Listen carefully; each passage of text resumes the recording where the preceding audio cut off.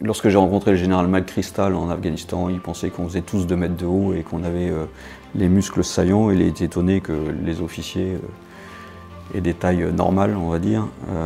Donc moi je lui avais répondu que les muscles n'étaient pas forcément dans les bras, mais c'était surtout le cerveau qui faisait avancer l'affaire.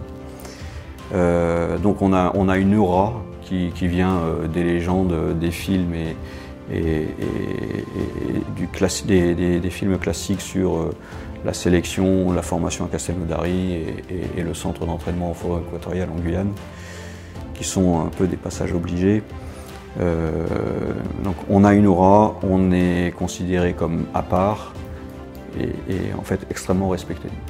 Bienvenue dans Défense Zone, le podcast qui traite des questions de défense et de sécurité. Cette semaine, nous partons à Aubagne, dans la maison mère de la Légion étrangère, pour rencontrer le tout nouveau commandant de cette institution mythique de l'armée de terre. Si vous suivez ce podcast et notre magazine depuis quelque temps, vous savez que nous parlons très régulièrement de la Légion étrangère. Nous avons d'ailleurs publié un livre photo sur le sujet, et à chaque fois que nous rencontrons des membres de cette grande famille, nous découvrons de nouvelles histoires passionnantes. Nous espérons que ce nouvel épisode vous plaira. Si c'est le cas, n'oubliez pas de vous abonner au podcast et au magazine papier en vous rendant sur le site internet défense-zone.com. Nous vous souhaitons une bonne écoute. Bonjour mon général, est-ce que vous pouvez vous présenter ? Alors, je suis le général Cyril Yutchenko, général de brigade. Je commande la Légion étrangère depuis le 1er août 2023. J'entame ma 35e année de service. Je suis Saint-Cyrien, diplômé de l'école de guerre, du collège de défense de l'OTAN. J'ai un Master 2 en défense-sécurité. Et j'ai occupé ma carrière quand j'étais en stage en corps de troupe à la Légion étrangère. Quand j'étais en état-major, je m'occupais plus particulièrement des ressources humaines. Et j'ai fait un tiers de ma carrière, soit comme élève, soit comme stagiaire, soit comme instructeur en école. Vous avez aussi été sur des territoires d'opération, Centrafrique, Afghanistan.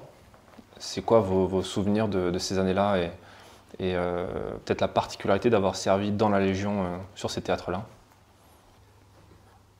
Alors j'ai été effectivement en Centrafrique en 2007-2008 et en Afghanistan en 2009-2010.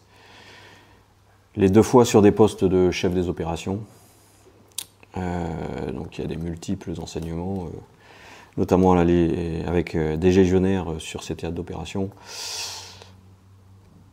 Si j'avais à retenir 3 choses au-delà des combats et de l'organisation et du boulot du chef des opérations, le premier c'est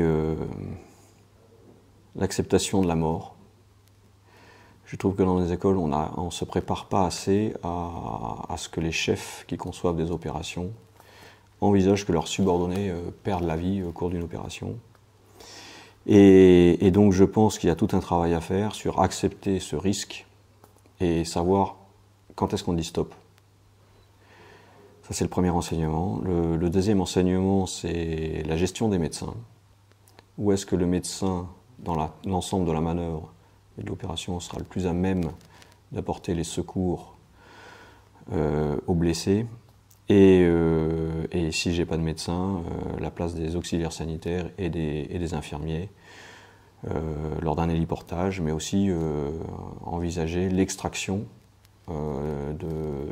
à pied de cette section lorsqu'elle est mise sur un piton et que l'infirmier, avec tout le poids de son sac, puisse suivre le rythme de la section.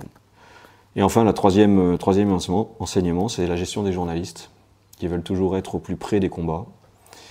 Et nous, les chefs, on doit assurer à la fois leur sécurité, mais aussi les contenter pour qu'ils voient ce qu'ils désirent voir. Et donc c'est une manœuvre qui se conçoit ab initio, avec intelligence, une gestion entre la base arrière, là où on donne les ordres, et au plus près des contacts, là où se passe le combat. Et une fois qu'on a réussi ça, tout le monde est content. Dans le podcast, on a accueilli pas mal de journalistes qui ont pu partir justement en Afghanistan, par exemple. Donc on a parlé aussi de ces problématiques et ce lien qu'il y a entre l'armée et les journalistes. C'est vrai que c'est assez particulier. Et en même temps, c'est ça aussi qui a créé un peu je ne sais pas si on peut parler de légende autour de la Légion étrangère, de mystère, de rayonnement. Est-ce que vous qui êtes, on est ici dans la maison mère de la Légion étrangère, vous avez servi toute votre vie dans la Légion, est-ce que qu'est-ce que vous pensez de cette vision qu'on a à l'extérieur de la Légion étrangère, de ce mythe qu'on peut avoir, ou comment vous le définiriez, comment vous en parlerez? Alors la Légion étrangère, beaucoup en parlent, peu la connaissent. Je crois que les légionnaires sont assez jaloux de leur intimité, de leur histoire intérieure, et ne souhaitent pas trop faire étalage de leurs états d'âme, de leur vie, de ce qu'ils font au quotidien. Ils sont très fiers, le jour de Cameron, de la fête de la Légion, d'ouvrir leurs portes. Ils sont extrêmement fiers de défiler sur les Champs-Élysées à Paris. Et pour le reste, ils préfèrent garder leur intimité. Pour autant, à chaque fois que j'ai accueilli des extérieurs, des journalistes, au sein d'une unité ou en opération, dès lors que l'homme ou la femme est accepté, après une petite période d'observation, dès lors qu'ils sont intégrés, le légionnaire se confie aisément. Mais c'est toujours une histoire de confiance. Si la confiance n'est pas établie, le légionnaire se refermera comme une huître et ne se livrera pas. Si jamais les gens sont naturels, s'ils sont compétents et sans ambiguïté, ça se passera à chaque fois très bien. J'en veux pour preuve, j'ai accueilli pendant 5 semaines un journaliste en Afghanistan. Il a mis quelques jours pour se faire accepter, et ensuite c'est devenu un des nôtres. La Légion, pour vous, c'est quoi, personnellement? La Légion, c'est 9000 hommes. 9000 hommes qui, à un moment donné, ont décidé de rejoindre un système au service de la France. Ce sont d'abord des volontaires qui ont accepté de jurer fidélité à la Légion étrangère, et donc, au-delà, à la France, en respectant un certain nombre de règles. Ils ont accepté une discipline stricte, en échange d'une certaine humanité. Ils ont accepté de s'élever par l'effort. Ils ont accepté de parler français, de tendre la main à leurs camarades qui n'est pas de la même origine qu'eux, et qui, in fine, forment une troupe de combattants aguerris, rustiques, solides, qui avancent inexorablement et qui, je pense, est capable d'accomplir de grandes choses, pour peu que les chefs leur montrent le chemin.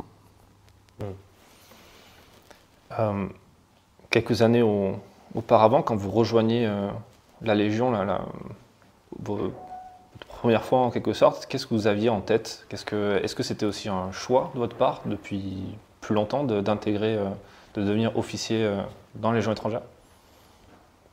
Alors, à la toute origine, c'était un rêve.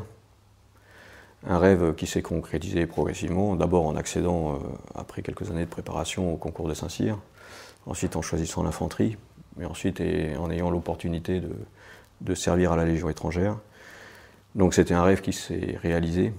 Ensuite, après, c'était une découverte. Et ensuite, après, un amour indéfectible pour ces hommes qui ont tout abandonné pour rejoindre un pays qui n'était pas le leur, mais qu'ils veulent servir parfois jusqu'au sacrifice. La Légion, quand bien même on y sert depuis une petite trentaine d'années, on la découvre tous les jours, puisqu'en fait chaque légionnaire a sa propre histoire. Et c'est une éternelle redécouverte, et il faut s'attacher à toutes les belles histoires et ne jamais être déçu par celui qui flanche. On a eu la chance de rencontrer pas mal de légionnaires dans le magazine et dans le podcast qui à chaque fois ont des histoires assez incroyables, et on sent qu'il y a des parcours de vie derrière qui sont impressionnants. Est-ce que vous en avez en tête, peut-être, qui vous ont marqué dans vos différents temps de commandement, peut-être une anecdote ou une histoire? Alors bien sûr, il y a des milliers d'anecdotes. Je pense qu'il y a autant d'anecdotes que d'hommes à la Légion. Et ces petites anecdotes, ces histoires leur appartiennent. Et c'est à eux de les raconter, c'est pas à moi. Sans trahir leur intimité, quelle est la raison qui vous est donnée le plus de la part de ces hommes dans le choix de rentrer dans la Légion? Est-ce qu'il y a quelque chose qui revient régulièrement? C'est la question qu'on se pose. Pourquoi partir de son pays, se battre pour une armée d'un pays qui n'est pas le leur? Qu'est-ce qu'on vous donne comme raison ou comme explication? Alors, je vous ai dit qu'il y avait 9000 hommes à la Légion, et je vous répondrai, et c'est ce qu'on répond classiquement, qu'il y a 9000 raisons pour lesquelles un mec s'engage à la Légion étrangère. En fait, le point commun de toutes ces histoires, c'est une fêlure, quelle qu'elle soit politique, judiciaire, familiale, parentale. Voilà. Il y a une fêlure à un moment donné dans leur vie, et donc pour se donner une seconde chance, ils se portent volontaires pour venir à la Légion. Et parfois, certains guérissent cette fêlure au bout de 5 ans, 8 ans, 25 ou jamais. Un légionnaire, vous corrigez si je me trompe, au bout de 5 ans de service, peut devenir français, c'est ça? Un légionnaire au bout de 5 ans de service peut devenir français à condition d'avoir le certificat de bonne conduite, ce qu'on appelle nous le CBC. Ce CBC lui permet de déposer un dossier de naturalisation et devenir français effectivement. Il y a une exception à cette règle, c'est depuis 1999 la loi dite par le sang versé qui fait que chaque légionnaire qui en exprime le souhait au préalable, s'il est blessé ou mort au combat, devient automatiquement français. D'accord. Il y a eu beaucoup de dossiers qui ont été déposés depuis cette modification de la loi?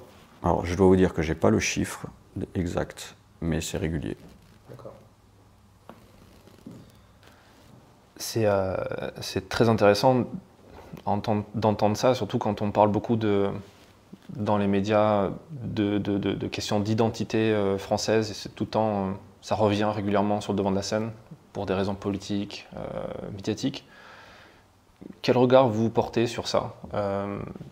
Le bruit médiatique ambiant, comment on le perçoit quand on est à la Légion étrangère et qu'on est entouré d'autant de nationalités différentes? Alors, je vous ai dit que chaque homme arrive ici avec une fêlure, on lui tend la main, il adhère à notre système, et à partir de là, c'est la promotion par l'effort. Et donc, le légionnaire grandit petit à petit au cours de son premier contrat qui dure 5 ans. Et donc, s'il a servi avec honneur et fidélité, qui est la devise de la Légion, il est ayant droit à la nationalité française. Et donc, moi, j'estime qu'à partir du moment où quelqu'un a rejoint les valeurs de la République, a adhéré à un système et s'est élevé par l'effort, il mérite d'être français. Donc, sans aucun état d'âme, je lui signe son certificat de bonne conduite et il peut déposer son dossier de naturalisation. Pour le reste, c'est pas à moi de juger. En tout cas, les légionnaires, eux, qui sont naturalisés, ils l'ont bien mérité. La Légion, c'est une institution qui est pas tout jeune, hein. Ça date des années 1800. Est-ce qu'il y a eu des évolutions dans le sens... ma question, c'est plus tournée vers l'avenir. Est-ce que vous voyez une évolution avec la société française, avec les armées en général, ou est-ce que la Légion est une sorte un peu comme une capsule temporelle qui reste un peu la même avec le temps?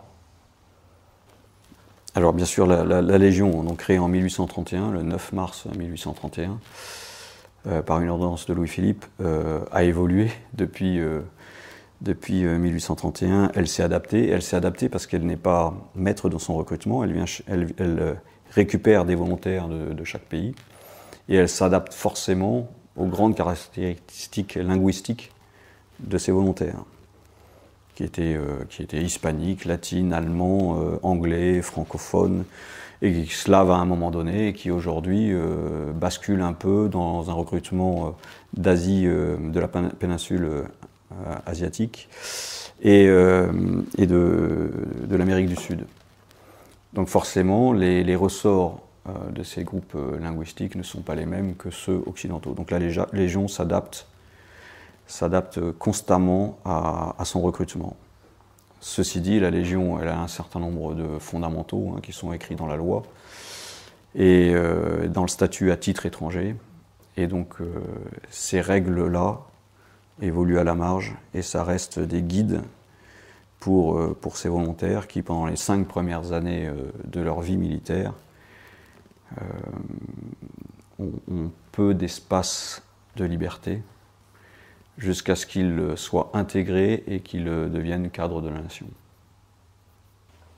Cadre de la nation, c'est-à-dire? Cadre de la nation, c'est-à-dire qu'au bout de leur premier contrat, ou au cours de leur premier contrat pour les meilleurs, ils peuvent devenir sous-officiers. Et donc à ce moment-là, les règles s'assouplissent. Ils peuvent se marier, ils peuvent avoir une voiture, ils peuvent vivre à l'extérieur du quartier. Puisque sinon, pour le reste, les légionnaires qui s'engagent pendant leur premier contrat vivent au quartier, ne se marient pas et n'ont pas de voiture, par exemple. D'accord.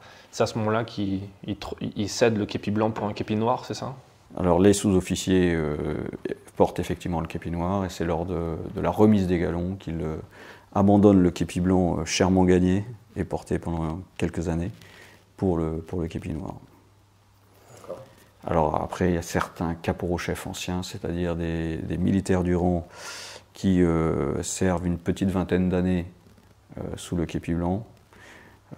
Dès lors qu'ils atteignent la retraite à jouissance immédiate, peuvent porter le képi noir. D'accord. Dans la Légion étrangère, il n'y a pas que des étrangers.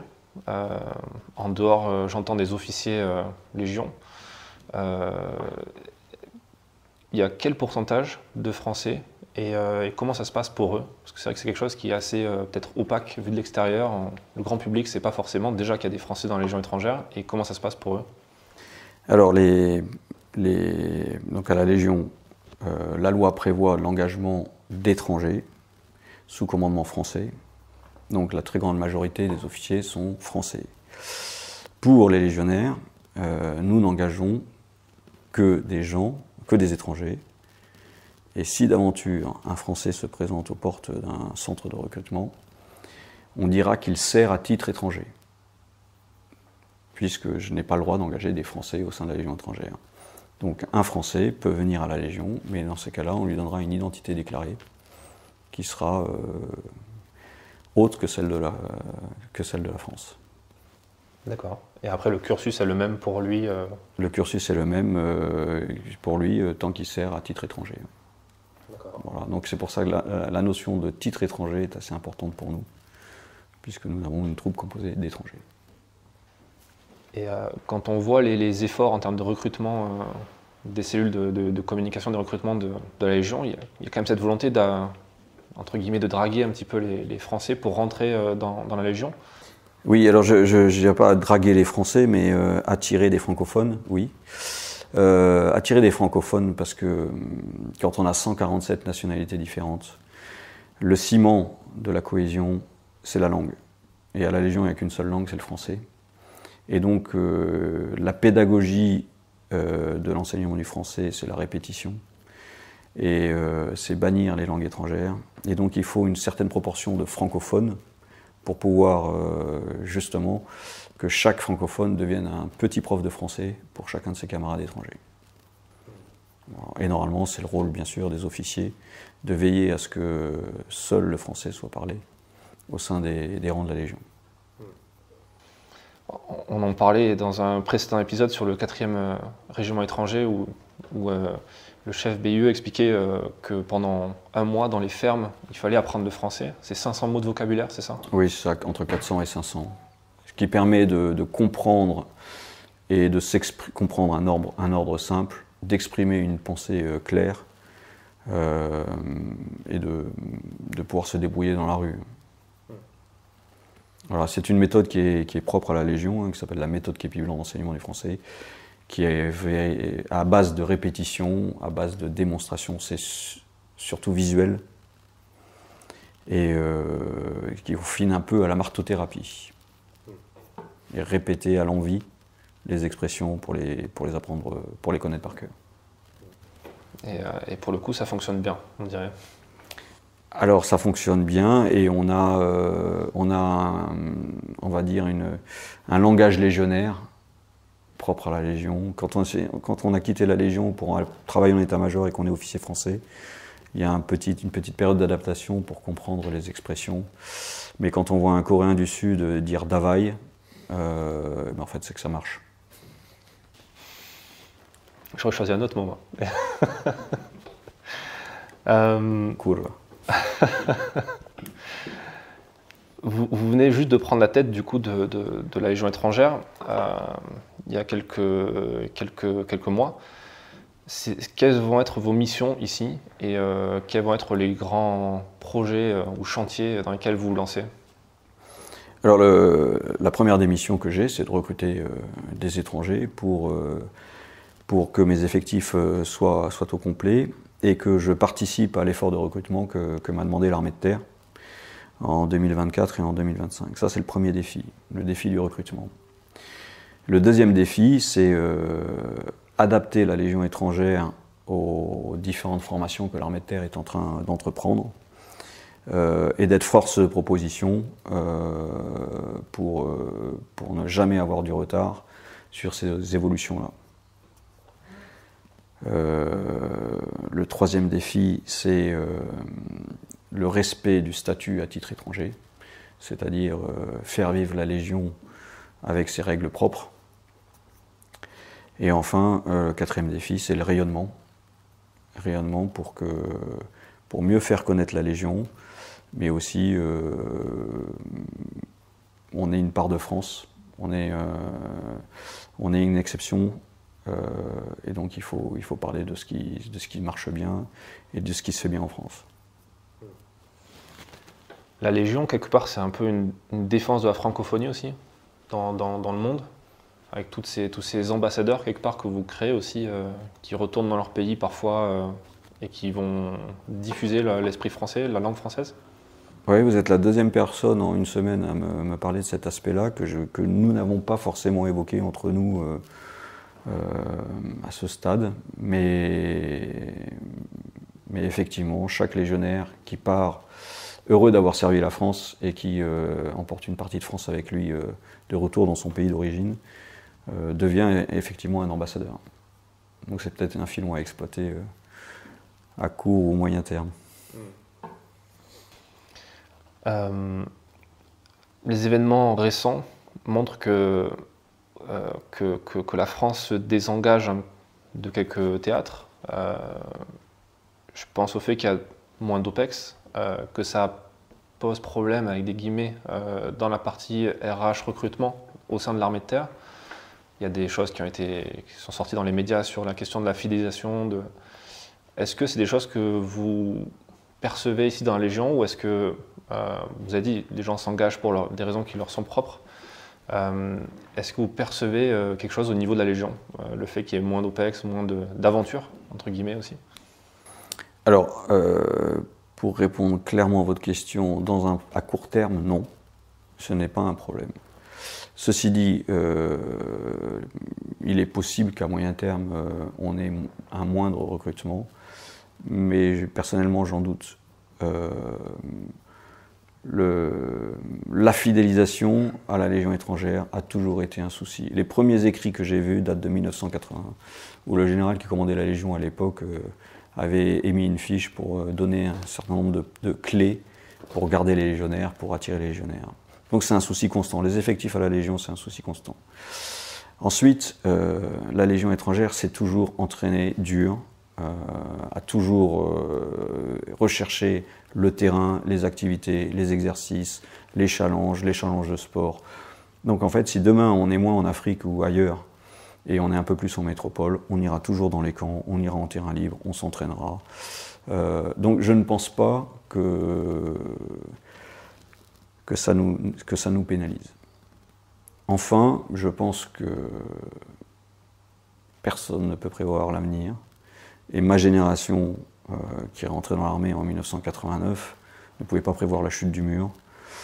Depuis la guerre du Golfe, nous n'avons pas arrêté de faire des opérations.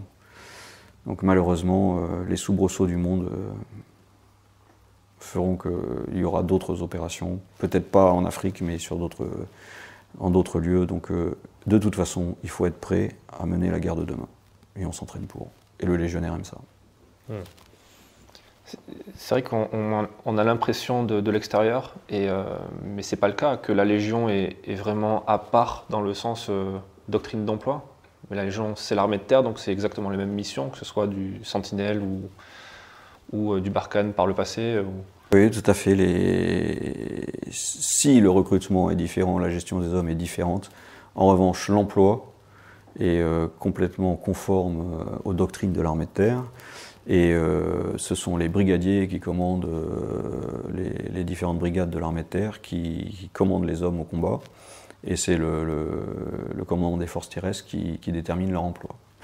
Donc moi je ne suis chargé uniquement de les former et de remplir les effectifs des régiments avec des gens formés, obéissants, disciplinés, physiquement rustiques et en forme.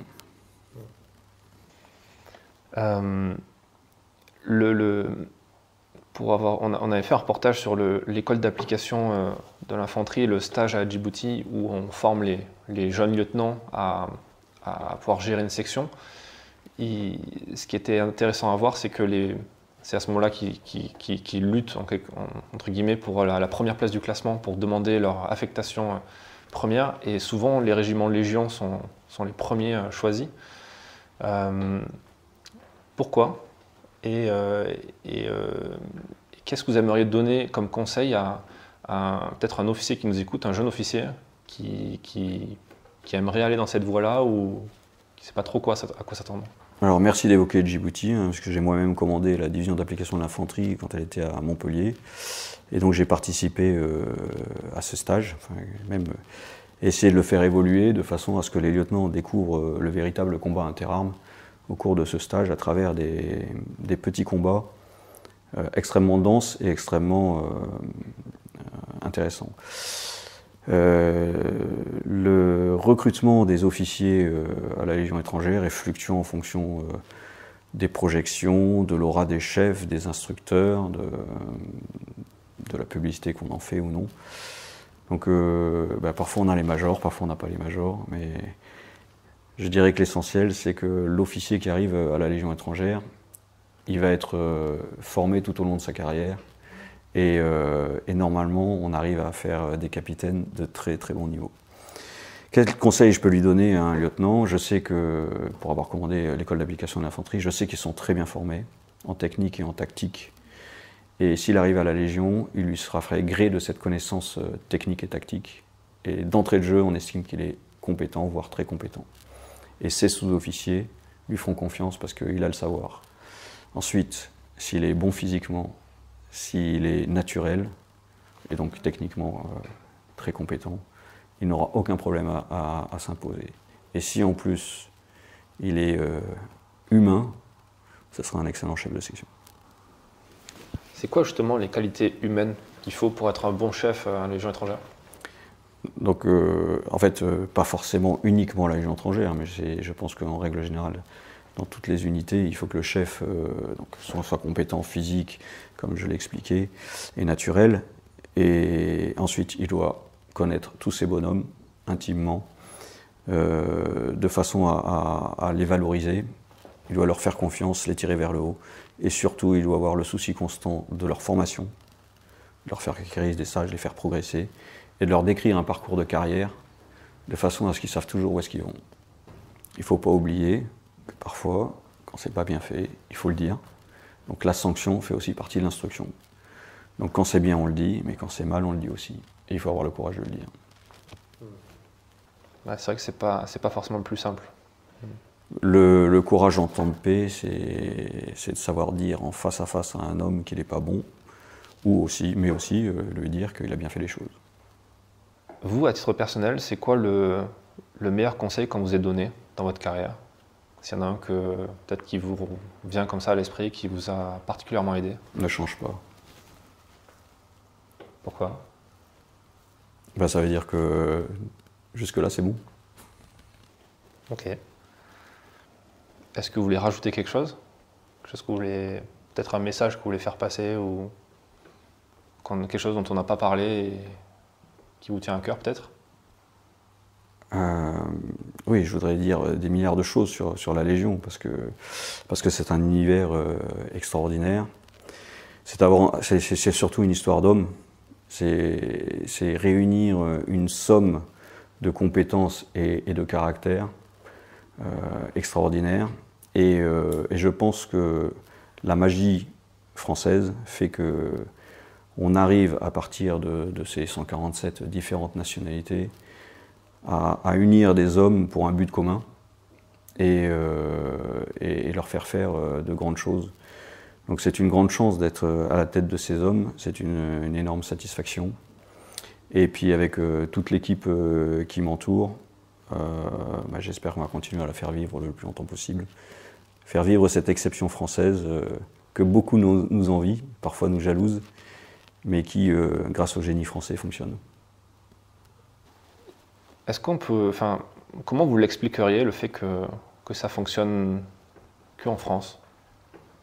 Alors j'ai une interprétation un peu personnelle de cette affaire. Pour moi, c'est le style de commandement à la française, ce que l'on apprend dans nos différentes écoles de formation d'officiers et de sous-officiers, qui fait que ça fonctionne. C'est un juste milieu entre l'exigence et la bienveillance, même si le terme est un peu galvaudé aujourd'hui, on va dire exigence et humanité, qui fait qu'on peut demander l'impossible à un homme à partir du moment où on respecte sa nature humaine. Bon, ça, c'est un peu mon intime conviction, puisque beaucoup ont essayé de copier la Légion étrangère et peu y sont arrivés. Donc je pense que c'est intimement lié au style de commandement français. Ouais, c'est intéressant. Dans vos différentes expériences à l'étranger ou quand vous avez côtoyé des chefs militaires étrangers, c'est quoi qui venait, c'est quoi qui disait justement de la Légion? Quelle était la vision qu'ils en avaient de cette institution? Lorsque j'ai rencontré le général McChrystal en Afghanistan, il pensait qu'on faisait tous 2 mètres de haut et qu'on avait les muscles saillants. Il était étonné que les officiers aient des tailles normales, on va dire. Donc moi je lui avais répondu que les muscles n'étaient pas forcément dans les bras, mais c'était surtout le cerveau qui faisait avancer l'affaire.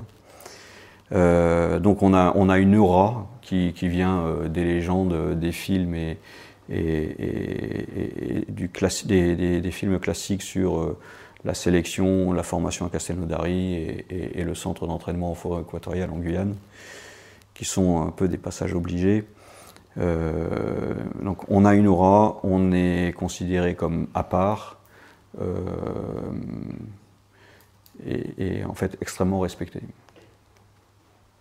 Craint un peu aussi, parce que des fois on entend parler, ça m'est arrivé sur le terrain de discuter avec des soldats étrangers qui disaient ils n'avaient pas peur, mais en gros il y avait toute une aura un peu mystérieuse, un petit peu d'ailleurs qu'on peut retrouver en France aussi. Certains pensent qu'il y a des repris de justice, ce genre de choses, un côté un peu pas effrayant, mais oui, c'est l'image commune, mais c'est un peu la mythologie ou la légende qui perdure à travers les années, hein, malgré tous les reportages que l'on voit, malgré toutes les explications qu'on puisse faire sur la Légion étrangère.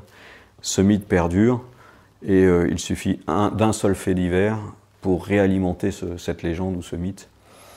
Et je pense que inconsciemment, la Légion laisse dire.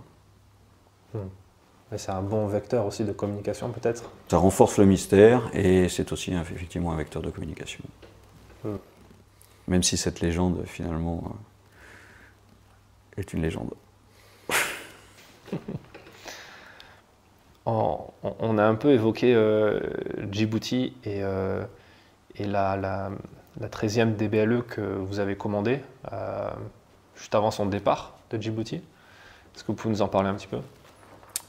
Oui, bien sûr, parce que c'était une expérience humaine, professionnelle et familiale extrêmement intense. Puisque lorsque j'ai été désigné pour commander ce régiment, je m'étais imaginé que ça durerait 2 ans, et au cours de l'année, l'état-major a demandé à ce que je ramène le régiment en métropole avant son redéploiement à Abu Dhabi.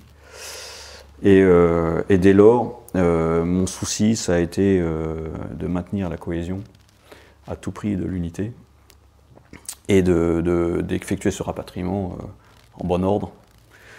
Et j'ai eu la grande chance que tout le monde a adhéré aux différents projets que je leur ai proposés et que le régiment est resté soudé jusqu'à son retour en métropole, en vivant des grands moments, que ce soit la fête de Cameroun, des grands projets d'infrastructure ou des challenges de sport, voire même des alertes, puisqu'à l'époque il était question qu'on aille évacuer des gens au Yémen, puisque le Yémen était en crise. Donc en fait, jusqu'à monter dans l'avion pour rentrer en métropole, le régiment est resté opérationnel et soudé derrière son chef. Et donc c'est pour ça que ça reste une expérience humaine et professionnelle extraordinaire. Et comme j'avais la chance d'être en famille à ce moment-là, avec tous mes enfants, eh ben, on a vécu ça tous ensemble. Et ça reste dans notre aventure familiale un grand moment. Et aujourd'hui, en fait, finalement, tous ces efforts sont récompensés. Aujourd'hui, la 13e brigade de Légion étrangère, c'est 1300 hommes installés dans un magnifique quartier tout neuf sur le plateau du Larzac, à la cavalerie. Et ben en fait, finalement, je me dis que ce rapatriement en bon ordre et dans la discipline a peut-être prévalu à ce que ce soit la 13 qui soit redéployée, enfin choisie pour être redéployée au Larzac. Donc c'est une très grande joie à chaque fois que je reviens au quartier. Oui, c'est un régiment qui, comme beaucoup de régiments en France, fait vivre aussi un territoire qui a été un peu délaissé par ses habitants, les commerces, etc. En fait, une étude de l'INSEE a montré qu'un légionnaire créait un emploi. Donc la cavalerie est devenue un village dynamique. Et il y a 1300 emplois qui ont été créés autour de la cavalerie ou à Milhaud. Et donc effectivement, on en est très fiers. Je pense que tous les élus locaux seront d'accord avec mon point de vue. Est-ce que dans vos attributions ici à Aubagne, il y a aussi ce volet de relations extérieures avec les maires, les élus, les commerçants, la société civile au sens large? Oui, bien sûr. Bien sûr. Alors aujourd'hui c'est vrai, mais c'était déjà vrai hier. La Légion a toujours entretenu avec ses amis proches, avec les mairies, avec les commerçants, des relations très étroites. Et la Légion a la chance d'avoir beaucoup d'amis, des bienfaiteurs, des gens dévoués qui font du commerce certes, mais aussi qui rendent de nombreux services. Donc oui, c'est un souci constant de tisser dans le tissu local d'excellentes relations avec les autorités politiques, les élus locaux et les commerçants, voire les journalistes. C'est vrai qu'on est très bien reçus. J'espère. Il y a un dernier point dont on n'a pas trop parlé aussi, c'est le après la Légion étrangère pour les légionnaires, parce que dans l'armée de terre, on parle beaucoup de reconversion. Dans la Légion, c'est un peu particulier aussi parce qu'il y a des anciens légionnaires qui ne peuvent pas retrouver leur famille parce qu'ils ont quitté leur famille.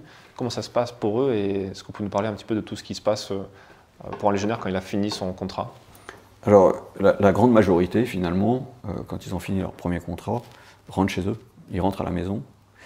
Ils ont eu une expérience plus ou moins longue chez nous et puis ensuite, ils veulent rentrer chez eux. Donc, ils retournent à la maison, retrouver leur famille.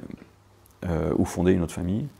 Ensuite, après, les mêmes dispositifs, nous avons les mêmes dispositifs, un tout petit peu adaptés, mais les mêmes dispositifs que l'armée de terre pour la reconversion de nos légionnaires. Donc, ils peuvent postuler pour un emploi dès lors qu'ils ont un titre de séjour. Et enfin, ceux qui ne se réadaptent pas, soit on les rengage, ce qui est tout à fait possible, soit on a un dispositif de solidarité qui peut les accueillir dans différentes maisons en fonction de leurs revenus, parfois de leur maladie s'ils sont malades, parfois de leur état psychologique. Et donc nous avons plusieurs maisons pour les accueillir, qui sont dirigées par des officiers de la Légion ou des anciens officiers de la Légion. Et donc nous avons Puy-Loubier au pied de la Sainte-Victoire, qui est un domaine où, sans condition de ressources, dès lors que vous avez servi à la Légion et que vous avez un certificat de bonne conduite, vous pouvez être accueilli à condition de rendre un service, un menu service, parce qu'on n'a rien sans rien à la Légion. On a une maison, qu'on pourrait dire une maison de retraite des légionnaires, dès lors que vous pouvez subvenir à vos moyens et que vous avez une petite pension. On a des maisons d'accueil où vous pouvez passer des vacances, par exemple. Donc on a tout un dispositif interne d'entraide et de solidarité pour ceux qui, malgré tous les dispositifs en place, n'arrivent pas à retrouver un travail dans le civil. Enfin, quelque chose qui est important ici à Aubagne, c'est les célébrations de Cameron, je pense. Pour être venu plusieurs fois, avoir été invité et avoir vu ça, et c'est un spectacle assez grandiose à chaque fois. Vous, ça sera votre premier en tant que commandant de la Légion étrangère. À quoi vous attendez, et puis qu'est-ce que vous préparez pour ça, ou comment vous voyez cet événement-là? Alors effectivement, Cameron, qui commémore le combat de Cameron du 30 avril 1863 au Mexique, est devenu la fête de la Légion. Et ici à Aubagne, devant le monument mort, le long de la voie sacrée, c'est un événement avec beaucoup d'émotions. C'est le jour où chaque légionnaire renouvelle le serment de servir la France avec honneur et fidélité. Et c'est le jour où on se souvient des 41 000 morts de la Légion qui, en mourant pour un pays qui n'était pas le leur, deviennent immortels, puisque leur mémoire est entretenue tout au long est entretenue par les légionnaires. Donc cette année, je vais pas vous révéler le thème de l'année, hein, parce que c'est encore en discussion avec mes collaborateurs. Nous allons choisir un thème, et ce thème préparera toute la montée en puissance vers les festivités de Cameron. Et ce jour-là, nous mettrons à l'honneur un ou plusieurs légionnaires qui ont été très méritants à un moment donné de leur vie. Et donc ils seront mis à l'honneur en portant la main du capitaine d'Anjou, qui symbolise le serment que l'on fait de servir avec honneur et fidélité, en remontant la voie sacrée. Donc ce sera une cérémonie grandiose, probablement, qui sera toujours sacrée, parce que on aime bien à la fois la grandeur et le sacré. Et donc on rendra hommage à un grand moment de la vie de la Légion dans l'histoire. Très bien. Merci pour cet échange, merci pour votre accueil ici. C'est toujours un plaisir de venir. Et puis à bientôt. Je vous remercie. Merci d'avoir écouté cet épisode jusqu'à la fin. S'il vous a plu et que vous voulez soutenir notre travail, abonnez-vous à notre magazine en vous rendant sur le site défense-zone.com. À très vite pour un prochain épisode du podcast.